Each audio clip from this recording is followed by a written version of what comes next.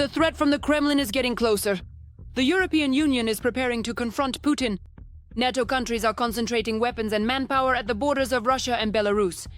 At the same time, European parliamentarians are seriously working on the military Schengen. We must show Putin that Europe is no longer associated with impotence and democracy with weakness.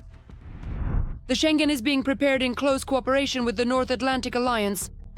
Brussels is taking decisive steps. Among them is a plan to modernize the defense industrial complex. The European Commission has announced the timeline and presented a new package of military mobility measures. This will enable the European army to move quickly across EU territory without facing excessive bureaucracy, especially in the event of a potential threat from Russia.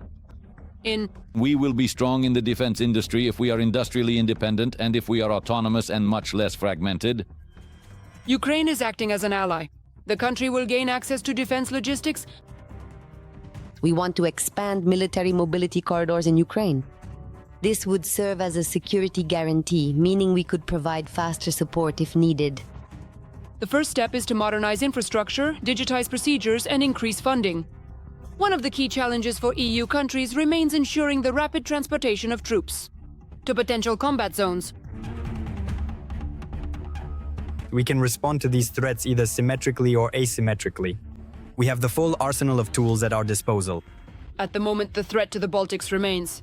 And in the event of a sudden escalation, for example, the French army would need to cover about 1,500 kilometers to come to the aid of its allies. Although light units are able to move relatively quickly, heavy equipment requires significantly more time and preparation. Currently, European bridges and railways are not suited for the rapid movement of tanks, soldiers, and military cargo. If transported from the west to the eastern flank, tanks could get stuck in tunnels, tangled in complex bureaucracy, and bridges might not withstand the passage of these vehicles.